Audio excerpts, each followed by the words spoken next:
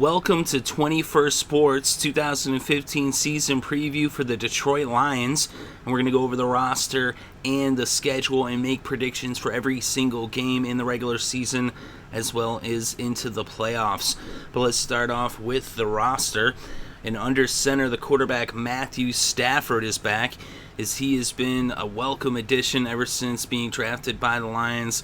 He's had some really good years. One year he had over 5,000 yards passing. Last year he had 4,257 yards passing and 22 touchdowns.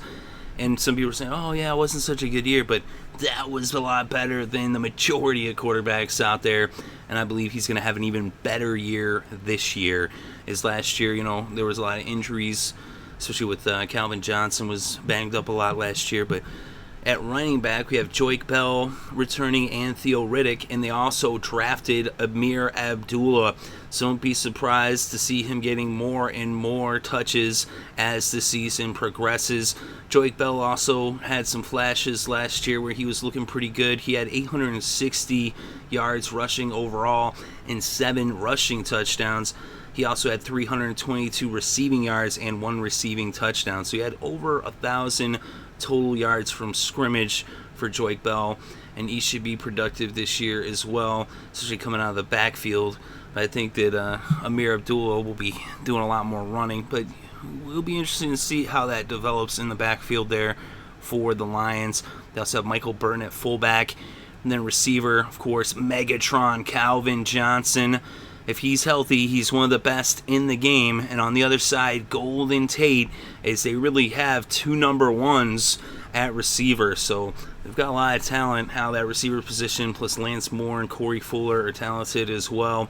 And so they should have a really productive year with Stafford throwing the rock. And then, of course, at tight end, you got Brandon Pettigrew and Eric Ebron, who are both very capable of catching the ball and picking up yards as well. So they should have a pretty high, potent offense, putting up lots of numbers, putting up big scores, getting a lot of production out of that offense and out of all that talent that they have, especially at the receiver position and at quarterback.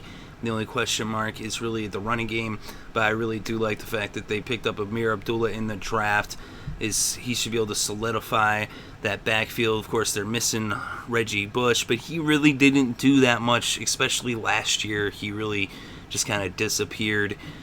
Of course, he was battling some injury issues as well. But let's look at the defense now. And, of course, a big loss is Ndamukong Suh up front. He's gone on to Miami, and I think he's going to be a big part of their improvement over there. But actually, as strange as it might sound, in a weird way, I think that Hatoli Ngata might make this defense better almost. I know that sounds crazy because Ndamukong Suh is such a defensive force. He's just an amazing player. And it's like, how do you replace him? But I'll tell you, you can't necessarily replace him, but they did one heck of a job bringing in somebody who's going to be productive and actually might make their run defense stronger with Hatoli Ngata there at the defensive tackle position. So I was really upset to see Ndamukong Suh, move on. But when I saw they got Hatoli Ngata, then I knew everything was going to be all right. And so at defensive end, they also got Jason Jones and Ziggy Ansah, and they are beasts. They get after the quarterback. And instead with Ngata in there in the middle, also Tyrone Walker, they're going to be stuffing the run, and they should have a better run defense this year. Then at linebacker on the outside, you got Tahir Whitehead, and you have DeAndre Levy, who are both very talented linebackers. And, of course, in the middle, Stephen Tuck. So I like their linebacking core quite a bit. And then in the secondary, at corner, we have Darius Slay and Rasheed Mathis, both very talented corners, and a strong safety, James Ahidabo, and at free safety, Glover Quinn. So they have a really strong secondary. They have a really good defense overall. I think they're one of the better defenses in the NFC and in the NFL overall. Like I said, without Suh, it'll be interesting to see, how things go down. And I really like Suh. He's a hard-working player. But a lot of times he would get penalties, and that would hurt the team overall. You're not going to see as much of that, I don't think, this year, especially with Ngata. And Hatoli Ngata is a real big presence on that front four. Like I said, he's an incredible run stuffer. So having him up front I think they actually improved their run defense, although they might not be as good at getting after the quarterback. So it'll be interesting to see how things develop. But let me know what you think in the comment section below about that. Well, let's look at the special teams real quick before moving on to the schedule. And the special teams, of course, the kicker Matt Prater came over last year, former Denver kicker. He's very talented. The Lions have always had good kickers over the years. And at punter, we have Sam Martin. And then returning punts and kicks, we have TJ Jones. You also have Josh Wilson on kick return duties. You might see a little Golden Tate on the punt returns, but I expect to see Golden Tate less in that capacity, as he's going to be more crucial in the passing game. Even he was pretty crucial last year, but they still had him, sometimes returning punts. But that's your special teams for the Detroit Lions. Now let's move on to the season schedule and go over every single game in the regular season and make our predictions for the Detroit Lions in 2015, starting off with Week 1, September 13th. It's a Sunday game, 4 o'clock start, 4:05 kickoff in San Diego. So they start off on the road in San Diego against the Chargers, and I believe they can win this game. It's going to be a tough game winning on the road on the West Coast, but I believe they can do it. I think that Stafford can put up the numbers, and with their running backs, especially with Amir Abdullah, Joique Bell, Theo Riddick, and with their tight ends and receiving talent, they'll be able to put up enough points, and their defense will be able to hold Phillip Rivers and the Chargers to where they should win this one. I don't think it'll be a blowout. I think it'll be a close game, but I think they win in Week 1 against San Diego, starting off the season with a W. So then Week 2, September 20th, Sunday game, 1 o'clock kickoff in Minnesota, a second straight road game to start the season. This one against their division rival, the Vikings, and I believe they will beat Minnesota. I think they can shut down their offense, and I think they can score on them. Minnesota's, coming up, but they still are a year or two away from really competing in a tough NFC North. It's now Week 3, September 27th, their first primetime game and their first home game of the season, Sunday night at 8:30 p.m. kickoff against the Denver Broncos. This one, of course, in Detroit at Ford Field, and I believe that they can beat the Broncos. It's in Detroit, and I think Peyton Manning has finally reached the twilight, the very end of his career, and he's not going to be the same old Peyton that we've seen in the past. And I think that the Lions should win this one, no problem.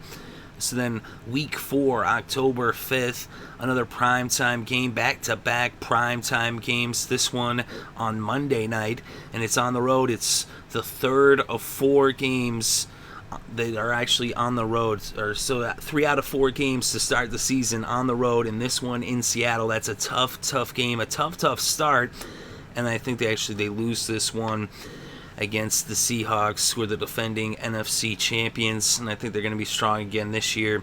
And it's in Seattle, so you got to give the edge to the Seahawks in that one, although I think it'll be a really tight game, and it'll be a battle down to the end.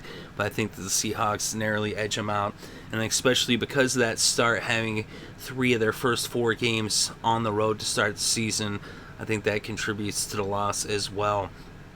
So now Week 5, October 11th, they're back in Michigan, and it's the beginning of a stretch where they have 3 home games in a row. This one a 4 o'clock kickoff, and it's against the Cardinals as they face an NFC West opponent for the second straight week. But I believe that they can beat the Arizona Cardinals. The Cardinals are a tough team. They've got a really good defense, but in Detroit, I believe the Lions can win this one. So that takes us to Week 6, October 18th, 1 o'clock kickoff on a Sunday. Their second straight home game, this time against division rival, the Chicago Bears. And I believe they'll beat the Bears. The Bears are going to be a team that's going to be struggling once again this year. And I think the Lions shouldn't have much problem beating them at Ford Field. So then Week 7, October 25th, a 1 o'clock kickoff, their third straight home game. And this one again against a division rival, second straight week hosting a division rival. This one against the Minnesota Vikings, their second game against the Vikings. And I picked them to beat Minnesota in Minnesota. And here I have them sweeping the season series against the Vikings with the win in Michigan for the Lions. So the Lions win that one. And now Week 8, November 1st, they're actually going to be playing this game over in London. And this one's against the Chiefs. Technically, the Chiefs are going to be the home team, but being that they're over in the UK, no one's really the home team. So it doesn't really hurt them. actually, the teams that are the home teams, they kind of get robbed of a home game, whereas it kind of works out for a team like the Lions, who it's a road game anyway, so they don't lose that home game, so it works out for them. But over in London, I think that the Chiefs actually are going to beat the Lions in this one, although the Lions could win, but I think the Chiefs are going to beat them over across the pond, and that will lead to the bye week. And so Week 9 is their bye. Then Week 10 coming out of the bye, November 15th, 1 o'clock game on a Sunday. They're going to be going to Green Bay to face the Packers in Lambeau Field. And I believe the Packers will win this one, and namely just because it's in Lambeau Field. Both teams are very evenly matched. The Lions are right there on the heels of the Packers, on the verge of taking this division. As the Packers somehow, someway always win the division, they find a way. Even when Aaron Rodgers was injured and the Lions had the division in their clutches. But is this the year maybe the Lions can take the division? It's a very real possibility. But I think they lose this game here in Green Bay. And so now, Week 11, they're going to be hosting the Raiders. They're back at Ford Field, November 22nd, 1 o'clock kickoff on a Sunday. And I believe they'll beat the Raiders, which will be more of an accomplishment than maybe people would give credit for. So I think the Raiders are going to be a really good team. And this is the start of another 3-game stretch with 3 straight home games, as they have their games kind of clumped up weird in the schedule, as they started off the season with 3 games on the road out of 4, and they end the season in the same fashion. But right here, they beat the Raiders in their first of 3 straight home games for a second straight little 3-game streak. And so then Week 12, November 26th, this is on Thanksgiving, the Thanksgiving Classic. The Lions always play on Thanksgiving. And again, this time they'll be facing the Eagles in Michigan. So they'll be hosting the Eagles, and I believe they'll beat the Eagles, who are actually going to be one of the top teams. So that's quite the feat to be able to beat Philadelphia. But on Thanksgiving, the Lions always come to play, and I believe that they can beat the Eagles on Turkey Day. So then on Week 3, December 3rd, they're going to be on Thursday Night Football. It's an 8:25 kickoff in the rematch against the Packers. And I believe this time in Ford Field, the Lions win this game as they split the season series against the Packers in the division. The difference basically being which team has the home field. So then Week 14, December 13th, Sunday game at 1 o'clock. They're going to be going to St. Louis, and this is the start of a 3 out of 4 game stretch on the road to end the season. So they really start off the season with a tough schedule, and they end the season with a tough schedule. They got a tough schedule overall.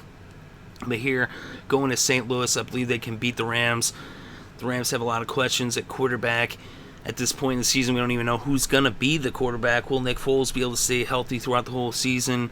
Is he going to be able to produce? I mean, that's a big question mark. As good as the Rams' defense is going to be, I think the Detroit will be able to put up the points and shut them down on the other side and get the W.